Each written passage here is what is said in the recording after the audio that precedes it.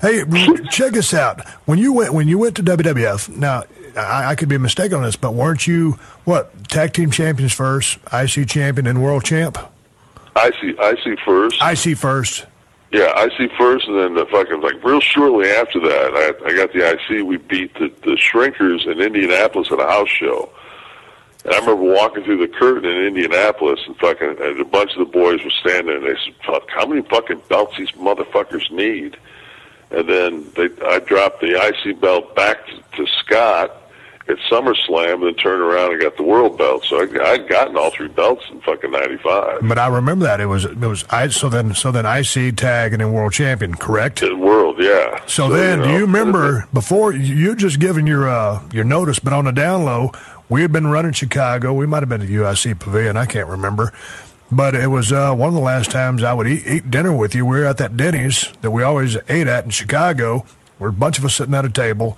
You were getting ready to leave. And the last thing I would have ever thought in your first year in the big leagues that you would have the IC belt, part of the World Tag Team Champions, and then the World Championship. I mean, that's a hell of a first year. On a personal note, each belt means what it is. The IC is very coveted among, the guys at work. And like you said, it was a precursor, can be, to the world title. And many times the workingest motherfucker on the crew wears that belt. The tag belts are what they are. They're not really as over as they used to be. Tag belts used to mean so much. But everybody knows that the World Championship is where it's at. Sometimes the belts don't mean what they should be. But in this case, your first world title, what did that mean to you on a personal note? Number one, I remember when Vince called me up and he talked to me in Europe on the telephone, which was like, holy fuck. He said, I need to see you when you get back.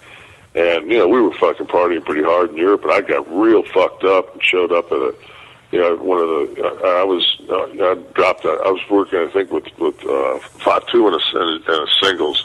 I was just kind of on the back burner while Scott and Sean were fighting for that IC again, and I wasn't really doing anything. He said, I need to talk to you when you get back in. I thought, I'm fucked, man, because I came to the building fucking hammered because I drank beer on the fucking bus ride in. So I straightened my ass up the rest of that fucking tour, and got back, and fucking limo was there, picked me up at the airport, took me over to Vince's house, and I'd been at Vince's house since I think fucking the first time when I first signed up to come, and so it'd been like 2 years since I've been at Vince's house, and I'm thinking, Jesus, this is where they fucking hired me at. I guess this is where they're gonna fucking fire me at. So I went there, and they fucking put me in his living room, and I'm sitting there and fucking, I've been on the road and shit, and I'm waiting, and finally I fucking doze off. I fucking fall asleep on Vince's fucking couch. Yeah. He walks in like, what the fuck? He says, you comfortable? I look up, I'm like, oh fuck, I sit up. He says, come on outside. So we went out back by the pool, and we're looking over the polo grounds, and he's talking to me, and I'm waiting for him to fucking, cut my head off. And he says, going to do this here, then your Backlund's going to have it, and you're going to go to Madison Square Garden, and you're going to take the strap. House show. And I said, excuse me? He said, I said, the IC? He said, no, the world title. I just sat there, and it was like, after I could see, his mouth was moving, I didn't fucking hear a word he said. It was just like fucking, like a flashbang grenade went off. I just got like a chill through my body because that motherfucker didn't switch hands back then. Right. Just like I'm thinking to myself, like, what? So then now I know I'm getting it, and so now I got to tell the boys in the fucking in the clique. I said, fucking drop a fucking strap on me, and which in Sean's estimation, he wanted that motherfucker too. So it was just kind of like, holy fuck. I'm going to get passed up here for the presidency. Any animosity between the two of you? Not really, because we were not so really, fucking but some, tight, obviously, right? Yeah, there was some jealousy there. It's got to be. I mean, because you don't know Shawn Michaels, because that's a competitive alpha motherfucker. So are you. You're getting the the Iggy that, hey, this motherfucker's fixing to be yours. On a pride standpoint, as a fan of the business, how did that make you feel? Oh God, I mean, it's just. It's one of those deals where you don't. If it was kayfabe as fuck, you don't smarten anybody up. Nobody fucking knows really. And you go in there, and now it's like nobody's told me, it's the day of the fucking deal. And I got into New York City early and just like was around, that garden area there, just walking the fucking streets of New York. And people knew that I was Diesel and shit. They'd be saying, hey, Big D and stuff. But I just kind of taking in the essence of fucking New York City, and because that was our home base, man. That was like I was going to win it in a house show, but it was at the fucking Garden, which was fucking special. Damn right it was. House show or not, they probably had cameras rolling, a couple of them anyway. Yeah. So, I get in there that night, and, this is before the fucking renovation. That's fucking, you can say what you wanted about the Garden, but it was about as miserable a fucking place to fucking work backstage as there was. At one fucking locker room, 2 showers, couldn't get a cup of coffee to save your fucking life. And the other side, Vince had his fucking office, and he was in there with Pat, and they brought me in there, and Bob was sitting in there, and, I looked over, and Pat says, this is what I'm thinking, maybe fucking, you guys at bell ring, you fucking kick him, both pick him up about 1, 2, 3, try to get out of 5 to 8 seconds, somewhere like that. And I'm like, what? Want to beat him in fucking less than 10 seconds? He said, yeah.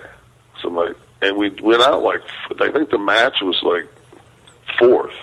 So we went out and fucking did it, and fucking, Jesus, I mean, fucking the place exploded, fucking, and if you ever watched the reaction to me, it's like a fucking shoot reaction. It's like I won the world. Because my whole thing was, when I got in the fucking business and I first broke in and I sat in the back of the fucking cars, and I'd always hear fucking the boys in the fucking cars that were the veterans talking about fucking, that fucking, you can say what you want to, that motherfucker was a good hand. He was a good hand. This guy was a good fucking hand. That's all you ever wanted was to someday be in some other motherfuckers be in the back of that fucking car and your name come up and then I go, that fucking guy was a drizzling fucking shits. Which I would have, if I would have quit after WCW, my name would have came up in the car. It'd have been like, that dude was a fucking shits. So now I'm at the pinnacle of the business, fucking going to be the WWF champion, and I'm thinking like, how the fuck did this happen? And we're all goal orientated. It's just like now once I got that motherfucker, we went out that night. We had fucking dinner at Smith and Walensky's. The boys went to Scores. We fucking partied all night fucking long. I got back to my hotel room, unzipped that fucking work bag so I could air my gear out, and that motherfucking belt was sitting on top, and I fucking pulled that out and set that motherfucker on my bed, and I just sit there and fucking I'm like, motherfucker, I'm the WWF champion. How the fuck did this happen? I mean, me and Brett always laughed, we always say shit like fucking, put the belt on and say, yeah, but it's real now, motherfucker. After that night, I said, you can say what you want to about that fucking business. First time you get that world title fucking put around your waist, it's as real as it fucking gets. I mean, fuck you. Your first world title in the WWE after you had that great match with Brett. I mean, what the fuck? I mean, when you got back and you had that fucking moment to soak it in, I mean, that's a pretty damn good fucking feeling, Well, I got to go back to the, it's the grooming thing. It's the smartening up period with Vince. Like, he invited you to his house. Y'all talked business. He smartened you up. I can't remember where Vince talked to me, but we had that come to Jesus meeting where it wasn't an ass eating. It was like, I'm fixing to bestow this upon you because we believe in you. So, man, I tell you what, I got into the business because I fell in love with the business of pro wrestling. First time I saw it on TV. And when you kind of, I don't know, I'd always thought, I wondered what it'd be like to be the world champion, but I just want to be a pro wrestler. For most guys that really get in the business, they just want to be a pro wrestler, and then it turns into whatever it turns into. So, that first meeting with Vince and then getting the 411 and then doing the thing with Sean, and that was a damn headache and nightmare in itself, which both of us have already talked about, Sean and myself. And he was in a bad way, in between a rock and a hard place and not so great physically. The match wasn't that great, but man, the feeling, the elation, the adrenaline, if you could bottle that shit up and sell it, you could be a billionaire. It's and people say, fuck, belts don't matter. And to a degree, that's true. Some guys don't need belts and have wonderful careers, but by and large, for the most part, if you're in a business, if you ain't trying to be the world champion or world tag team champions, you're just pussyfooting around. You need to get on with it and set your goals. It's everybody's goal to be that guy. Right.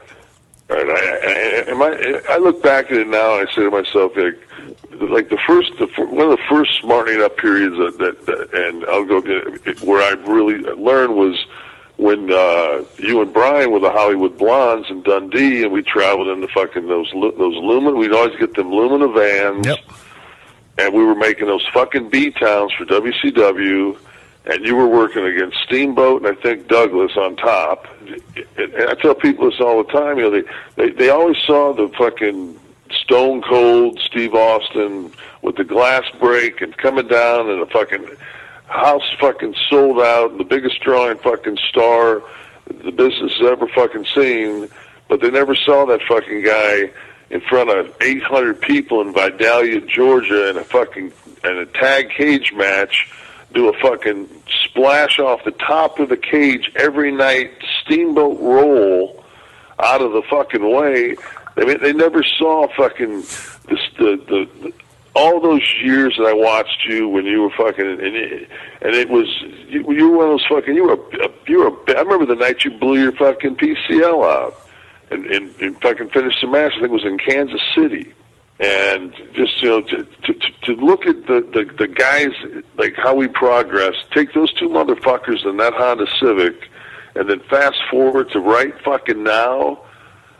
And like last time I was over at your house, we sat there, we had them fucking bison burgers and fucking drank a bottle of wine, and it's just like to look back and see the fucking journey that we fucking made, and we've been buddies the whole fucking time through it. And to sit, and like you said earlier, to be able to sit now